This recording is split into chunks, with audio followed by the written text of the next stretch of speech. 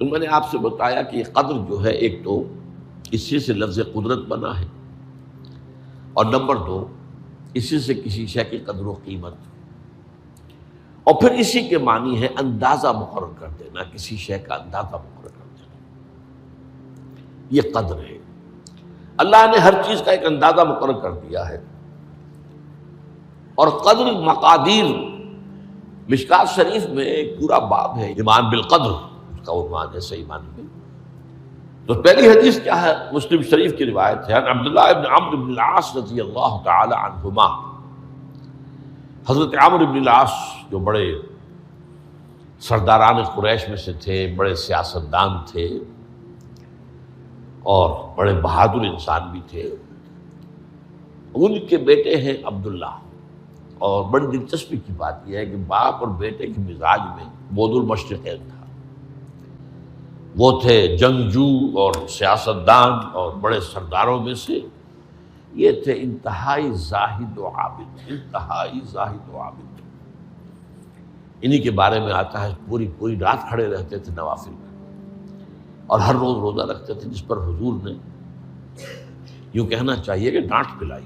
آپ کو اطلاع ہوئی، آپ نے بلایا، یا عبداللہ اولم اخبر انک تقوم اللیل و تصوم النہار تصوم الدہر، کیا مجھے یہ خبر نہیں دی گئی ہے؟ یعنی مجھے یہ خبر ملی ہے کہ تم پوری رات کھڑے رہتے ہو، نماز پڑھتے ہو، تم ہر روز روزہ رکھتے ہو، اب کیا کرتے؟ بلا یا رسول اللہ، جھوٹ بولنے کا تو یارہ ہے ہی نہیں، اور ہو بھی نہیں سکتا۔ فرمایا لا تفعل، سخت سے بات۔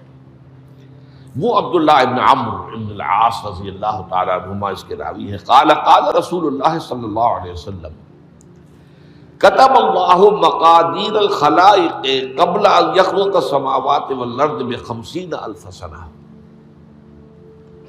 اللہ تعالیٰ نے مقداریں اور تقدیریں، ابھی دو الفاظ میں بولوں گا تاکہ آپ کے ذہن میں بات رہے، معین کر دی تھی، لکھ دی تھی آسمانوں اور زمین کی تخلیق سے 50,000 سال قبل۔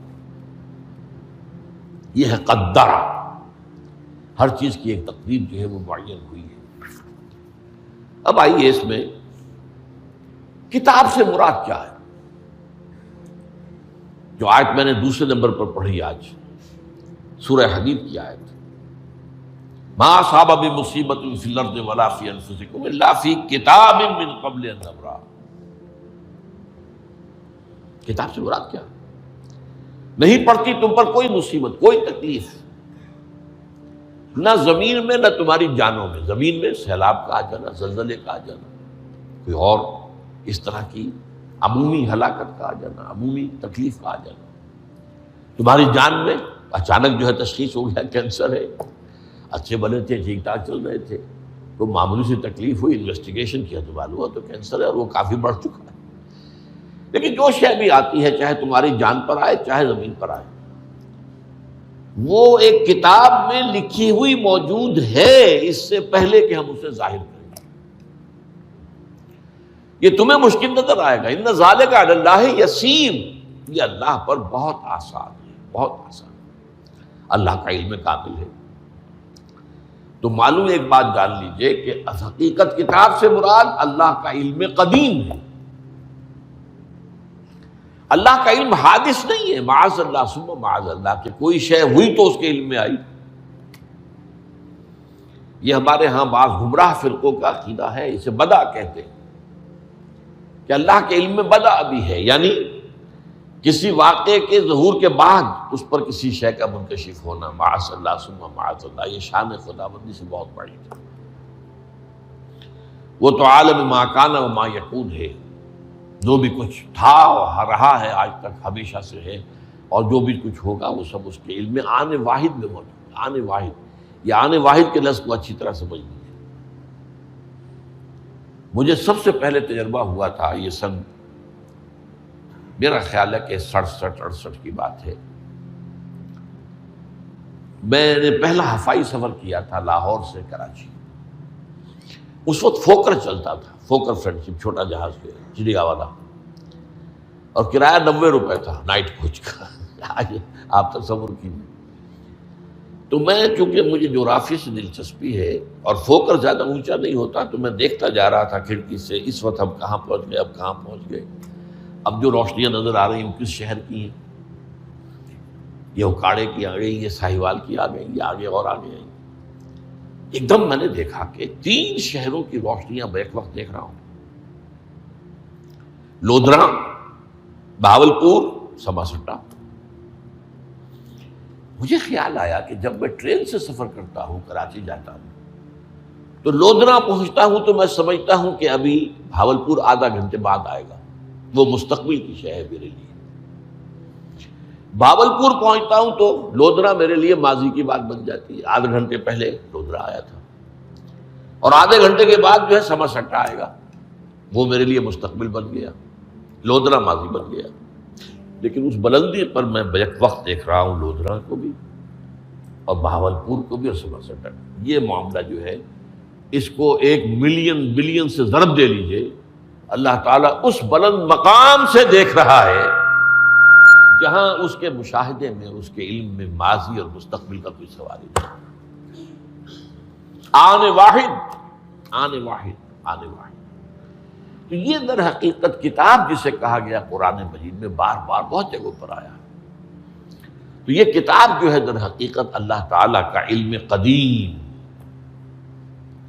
اس میں سب کچھ موجود ہے، ہمیشہ سے موجود ہے، لکھا ہوا موجود ہے، اور کوئی غلط نہیں ہو سکتا. آگے چل کر گفتگو ہوگی اصل میں بعد میں کہ تقدیر کے جو عام عقیدے میں ہم تقدیر کہتے ہیں اس کے 2 پہلو ہیں. ایک پہلو ہے ما اصاب علی الانسان، جو کچھ انسان پر آتا ہے مصیبت، جیسے ابھی آیت میں نے پڑھی ما اصاب من مصیبت فی الارض ولا فی انفسکم.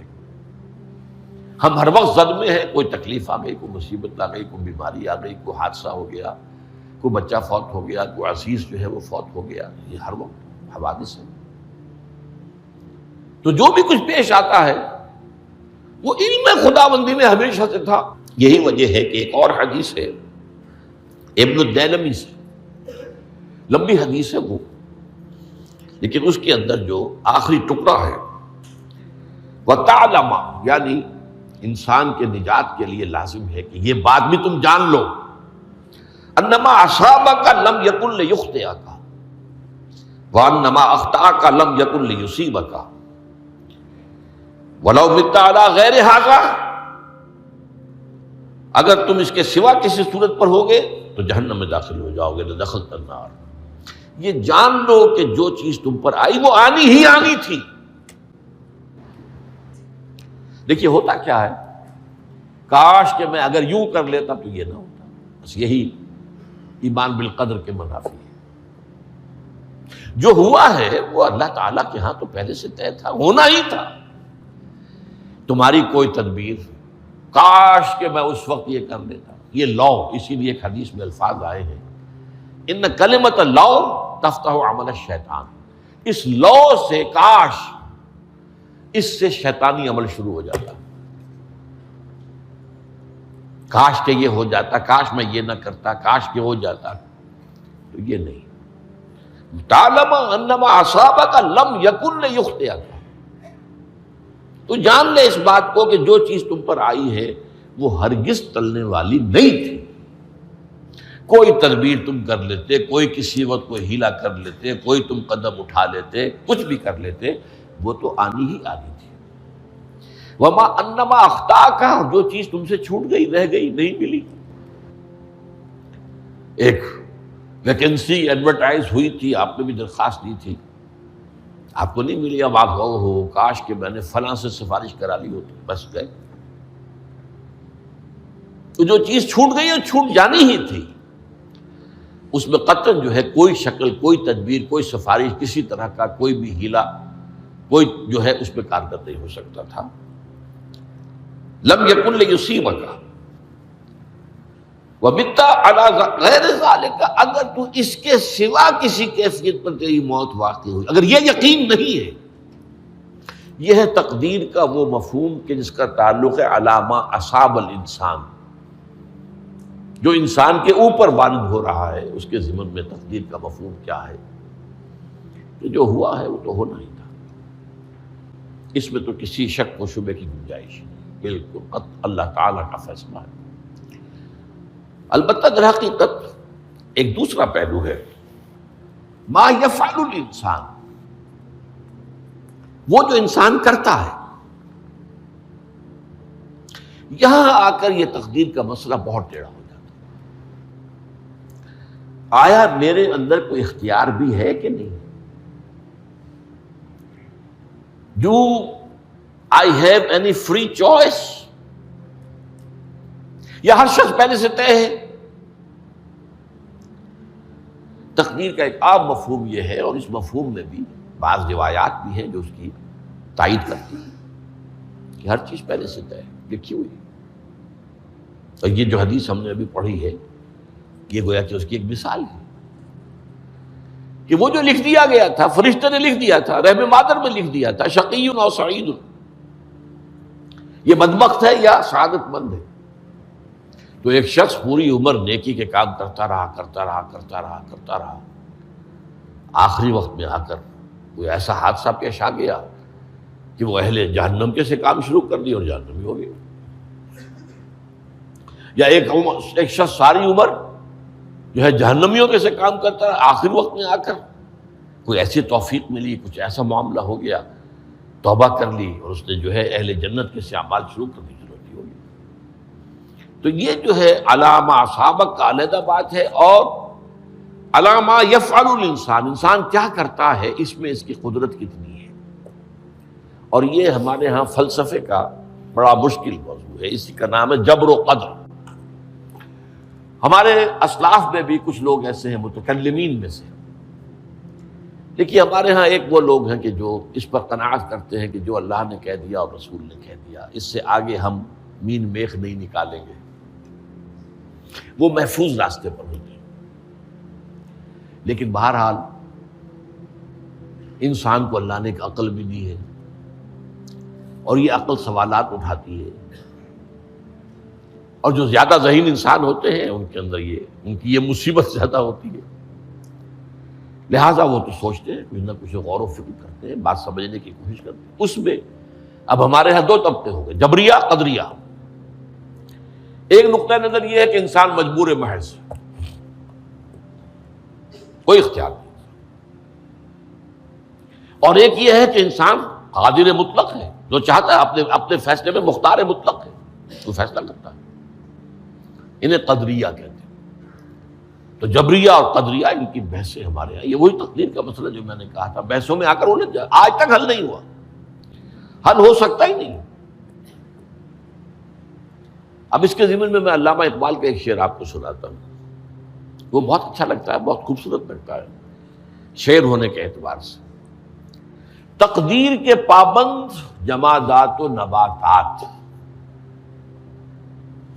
مومن صرف اللہ کے احکام کا پابند۔ اس میں انسان سے پابندی کی نفی کر دی گئی ہے، وہ صرف پابند ہے اللہ کے احکام کا۔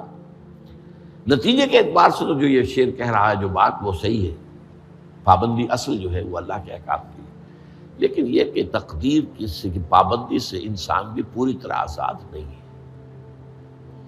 یہ سمجھ لینا کہ یہ جمادات و نباتات ہی کا معاملہ، یہ غلط ہے، یہ مبالغہ ہے۔ ظاہر بات ہے کہ شاعر جو ہے، شاعر مبالغے سے بچ نہیں سکتا، چاہے وہ علامہ اقبال ہی ہو، کوئی بھی ہو۔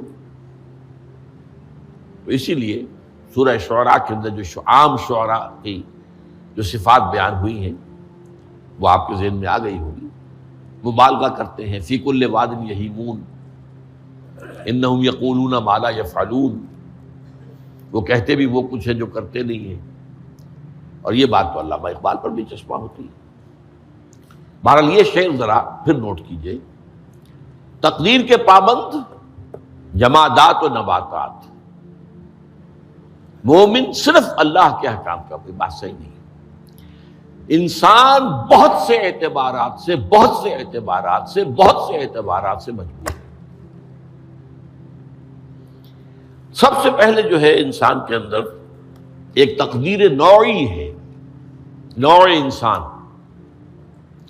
چھوٹی سی چڑیا اڑتی پھرتی ہے، انسان نہیں اڑ سکتا۔ آپ نے ٹھیک ہے مشین ایجاد کر دی، جہاز ایجاد کر لیا، آپ دوڑ رہے ہیں 500 آدمی اور سینکڑوں من سامان لے کر جو ہے وہ جا رہا ہے، 747 ہو یا 757 ہو، یہ کر لیا ٹھیک ہے، خود نہیں اڑ سکتے۔ اب کیا کریں گے آپ؟ یہ تقدیر نوعی ہے، اسپیشیز، ہر اسپیشیز کے لیے اللہ نے ایک اندازہ مقرر کر دیا ہے، اس اندازے ہی میں رہے گا، اس سے باہر نہیں جا سکتا۔ پھر ایک تقدیر شخصی ہے۔ اب دیکھیے تقدیر شخصی کیا ہے؟ بعض اوصاف و صفات ہمیں وراثتاً ملتے ہیں، وی ہیو نو چوائس۔ پہلے بھی یہ بات مانی جاتی تھی، آج جو ہے ذرا سائنٹیفک انداز میں ہم کہتے ہیں جینز میں چلا آ رہا ہے، اس جینز کو کوئی بدل سکتا ہے؟ جو جینز بھی آپ کو ملے اپنے والدین کی طرف سے، وہ آپ کی شخصیت کا ظاہر بات ہے کہ فیصلہ کن طرز پر اس کو ڈھال دیتے۔ جینز ہے، پابندی ہے۔ نمبر 2 یہ کہ خاص طور پر جو گھر کا ابتدائی ماحول ہوتا ہے، ماں کی گود اور ابتدائی گہوارہ گھر کا، اس کے جو اثرات مرتسم ہو جاتے ہیں شخصیت کے اوپر، وہ بھی بڑے مستقل ہوتے ہیں، پختہ ہوتے ہیں۔ ان دونوں چیزوں کو ضرب دے لیجئے، hereditary factors multiplied by environmental factors, اس سے مل کر ایک شے تیار ہوتی ہے جس کو قرآن کہتا ہے شاکلہ۔ قل کل یعمل علی شاکلتہ فربکم اعلم بمن هو اہدی سبیلا، سورہ بنی اسرائیل۔ شاکلہ کسے کہتے ہیں؟ شاکلہ شکل دینے والی شے۔ آپ کو لوہا ڈھالنا ہے، کوئی خاص پرزہ بنانا ہے، اس کا پہلے سانچہ بناتے ہیں ہم، لوہے کو پگھلا کے اس میں ڈالیں گے تو جیسا سانچہ ہوگا ویسا ہی لوہا جو ہے وہ شکل اختیار کرے، اسے شاکلہ کہتے ہیں۔ یہ شاکلہ جو ہے ہر انسان کا، اس سے باہر انسان نہیں جا سکتا۔ اس کے اندر سٹرگل ہوگی، اس کے اندر اس کی جد و جہد ہوگی، لیکن اس کا یہ مطلب نہیں ہے کہ اس کا کوئی فری چوائس ہے۔ فری چوائس ہے، لیکن وہ فری چوائس انہی حدود کے اندر کام کرے گا، اس سے باہر نہیں۔ اس بات کو مختلف احادیث میں حضور نے بہت خوبصورتی سے بیان کیا۔ ایک حدیث بڑی اہم ہے، بڑی اہم ہے۔ الناس کالمعادن، انسانوں کی مثال بھی معدنیات کیسی ہے۔ اب سونے کی معدنیات میں سے سونے کی جو اور ہے، اب پتہ نہیں اردو میں مجھے معلوم نہیں اور کا ترجمہ کیا کرتے ہیں عام طور پر، لیکن جانتے ہیں اور وہ کچی دھات جس سے کو صاف کر دیتے ہیں تو پھر وہ دھات جو ہے خالص شکل میں سامنے آ جاتی ہے۔ سونے کی اور سے سونا بنے گا، چاندی کی اور سے چاندی بنے گی، سونا تو نہیں بن سکتا، جتنا چاہے صاف کر لیں، وہ اور تو مستقل ہے۔ الناس کالمعادن خیارکم فی الجاہلیت خیارکم فی الاسلام، جو تم میں جاہلیت کے دور میں، پری اسلامک دور میں جو بہترین تھے، وہی اسلام میں آ کر بہترین ہوئے ہیں۔ وہ اور سونے کی تھی، وہ صاف ہو گئی ہے، اور سونا جو ہے وہ نکھر کر خالص سونا بن کر آ گیا ہے، اسلام نے صاف کر دیا۔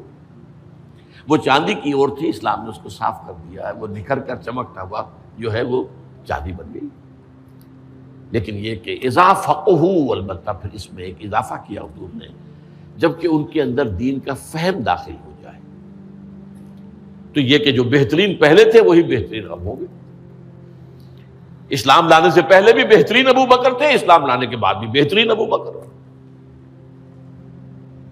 حضور پر وحی سے پہلے بھی بہترین خاتون خدیجۃ الکبریٰ تھی، ایمان لانے کے بعد بھی بہترین خاتون خدیجۃ الکبریٰ۔